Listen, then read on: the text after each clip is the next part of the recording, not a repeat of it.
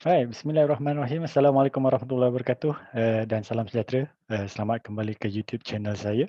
Okey, saya nak membincangkan tentang NEM 3.0, apa yang kita perlu tahu, eee, berdasarkan pengumuman yang baru sahaja dibuat, pada hari ini, iaitu tentang kuartal 500 megawatt. Okey, sebelum tu saya pernah bicarakan tentang, adakah NEM ini menguntungkan. Di dalam YouTube channel saya, boleh go through sekiranya ingin tahu dari segi financial analysis dan sebagainya. Cuma, di bawah perbincangan ini, saya cerita tentang NEM 2.0, dan bukan NEM 3.0. Tapi konsepnya sama, sebab konsep yang ada pada NEM 3.0 sebenarnya hampir sama dengan NEM 2.0. Okey. So, tapi sebelum kita pergi kepada perbincangan lebih lanjut, saya ingin memperkenalkan ataupun saya ingin menerangkan sedikit tentang tiga skim ni. Tiga skim di bawah Net Energy Metering. Okey, so kalau kita tengok dekat sini, ada 3 skim yang sebenarnya kita boleh lihat di bawah NEM. Okey, yang pertama kita panggil sebagai offset, offset one to one. Okey, offset one to one ni dia punya idea macam ni. Berapa banyak solar kita hasilkan, kita akan guna dulu. Okey. Lepas tu sekiranya ada lebih, kita akan eksport kepada TNB. Okey, so kita ada satu bacaan eksport lah. Ini biasanya berlaku pada waktu tengah hari. Dan pada waktu malam sebab kita punya solar tak berfungsi pada waktu malam, maka kita akan pakai daripada TNB. So, kita akan ada bacaan import. So, offset one to one ni apa yang akan berlaku, dia akan cancelkan antara eksport dan juga import. Contoh, kalaulah bacaan import penggunaan saya adalah 400 kilowatt hour, okey, pada waktu malam ataupun waktu di mana solar tidak menghasilkan tenaga, dan bacaan eksport lebihan daripada penggunaan bila waktu ada cahaya, so solar berfungsi, ada lebihan, katakanlah lebihan saya sebanyak 200 kilowatt hour.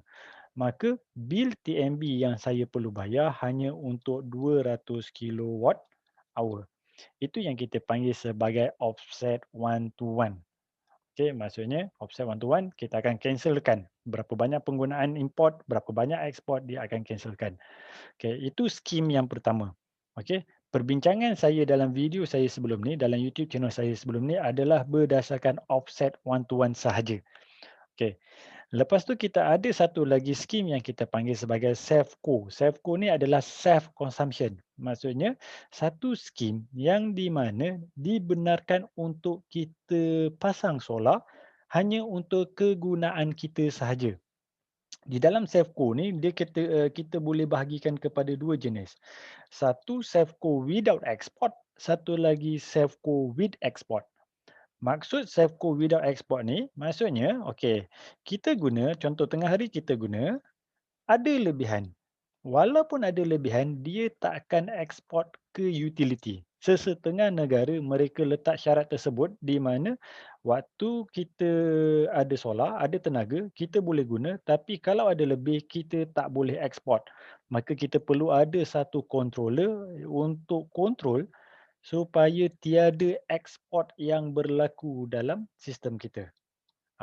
Ada setengah negara mereka menggunakan skim tersebut. Okey, apa berlaku sekiranya tidak cukup? Kalau tak cukup, maka kita akan guna daripada TNB ataupun utility seperti sedia ada. So, dalam kes ni, penggunaan elektrik bulanan kita adalah berdasarkan import. Berapa banyak yang kita import daripada TNB, itulah yang kita perlu bayar. Okey, selebihnya apa yang kita guna daripada solar, so dia akan mengurangkan kos elektrik kita.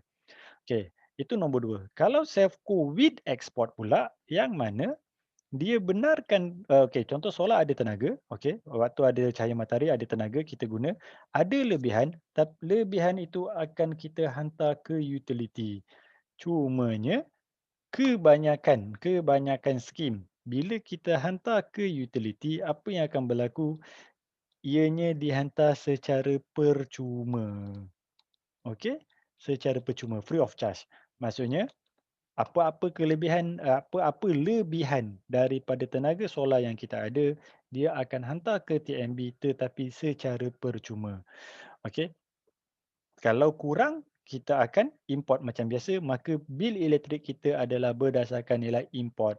So perbezaan nombor 2 dan juga nombor 3, bila nombor 2 ni kita kena ada special inverter ataupun kita kena ada satu controller yang tidak membenarkan penggunaan tenaga elektrik dihantar ke utility.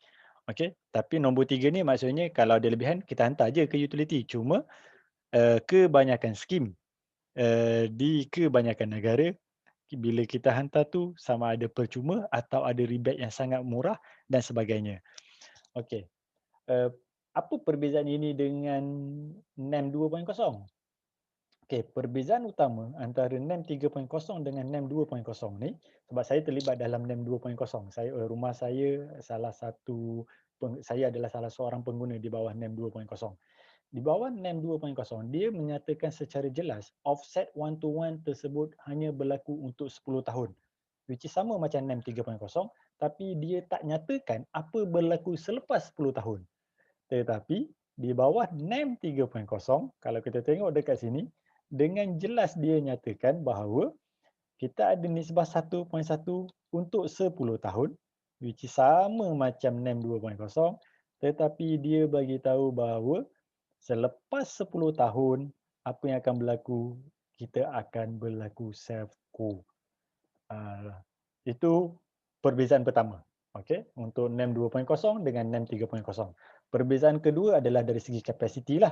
Kalau kita tengok dekat sini, kapasiti untuk NEM 3.0 jauh lebih kecil berbanding dengan NEM 2.0.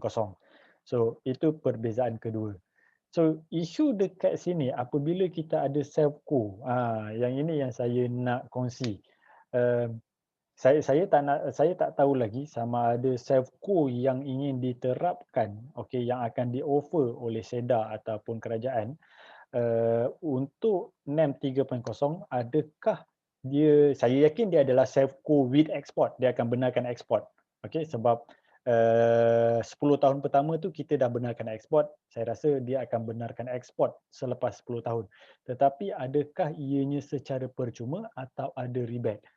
Sekiranya ianya adalah 100% percuma, iaitu apa lebihan yang berlaku 100% kita hantar ke TNB secara percuma, akan ada sedikit masalah dari segi financial analysis untuk pengguna residential. Sebab kenapa saya kata pengguna residential? Sebab kita tahu kebanyakan pengguna residential, kalau saya patah balik kepada slide saya sebelum ni, kebanyakan pengguna residential sekiranya sekiranya kedua-dua suami isteri, maksud pasangan suami isteri dan anak-anak bekerja pada waktu bekerja ataupun bersekolah pada waktu siang, so apa berlaku? Apa solar hasilkan pada waktu tengah hari, okey, dia akan dihantar ke TNB secara percuma dan penggunaan pada waktu malam kita akan import daripada TNB. So, saya nampak ianya adalah satu kerugian kepada kita sekiranya kita menggunakan self-co tanpa skim tambahan. Saya akan propose solution juga sebenarnya. Okey, tanpa skim tambahan, sebenarnya ianya akan merugikan consumer. Okey, tapi kalau berserta rebate dan sebagainya mungkin dia akan menguntungkan, tapi pengumuman tu masih belum ada. Kecuali pada hujung minggu lah. Hujung minggu kita ada dekat rumah, waktu tu mungkin kita boleh gunakan tenaga daripada solar. Tapi ianya lebih merugikan lah berbanding dengan offset. Sebab offset, contohnya pada waktu malam, kita tengah menggunakan tenaga yang kita compensate daripada matahari waktu siang. Okay? So, itu yang akan berlaku kepada kita. Di mana sekiranya kita menggunakan self-co, dan tiada orang yang menggunakan elektrik pada waktu siang di rumah, sebenarnya kita akan ekspor semua tenaga tu ke utility dan ianya tak akan di-offset apabila kita menggunakan tenaga pada waktu malam. So, adakah kita akan rugi? Kalau tanya saya, secara jujur saya beritahu kita akan rugi. Tetapi sebenarnya kita ada solution. So, apa yang saya boleh suggest, sebenarnya kita perlukan satu skim yang kita panggil sebagai EMS, Energy Management System. Kita perlukan penggunaan bateri supaya apa yang akan berlaku pada waktu siang, sebenarnya kita akan benarkan solar charge kepada bateri kita dan pada waktu malam kita akan discharge pula bateri kita untuk penggunaan rumah kita. Tetapi, ada lagi tetapi tu. Kita kena buat financial analysis yang betul-betul untuk pastikan yang kita panggil sebagai cost of electricity, COE untuk bateri berbanding dengan cost of electricity daripada TNB. Daripada situ dia akan mewujudkan satu kompleks analisis untuk menentukan berapa saiz bateri yang sepatut kita pakai supaya kita tetap dapat mengambil keuntungan daripada NEM Selfco ini. Okey, itu sahaja perbincangan atau perkongsian saya secara umum sebab saya tak boleh pergi detail kepada detail analisis sebab saya tak tahu lagi macam mana skim Selfco yang akan diperkenalkan di Malaysia. Tetapi untuk pengetahuan sekiranya kita terpaksa ekspor sebenarnya ada solution. Ada solution yang mana yang kita panggil sebagai EMS, Energy Management System, yang kita perlukan bateri untuk membantu kita supaya kita boleh mendapat keuntungan daripada solar yang kita pasang. Tapi adakah kita perlu pasang daripada awal-awal? Tidak. Okey, kalau tanya saya secara jujur, saya sendiri sebab saya adalah pelanggan NEM 2.0, saya akan pakai bateri ini dan juga sistem EMS, Energy Management System, tetapi saya akan pakai selepas offset 1 to 1 habis. Okey, selepas offset 1 to 1 habis, saya mungkin akan buat major maintenance dan waktu itulah EMS perlu datang supaya ianya kita dapat manfaat sepenuhnya daripada PV solar. Okey, itu sahaja daripada saya. Terima kasih. Assalamualaikum warahmatullahi wabarakatuh.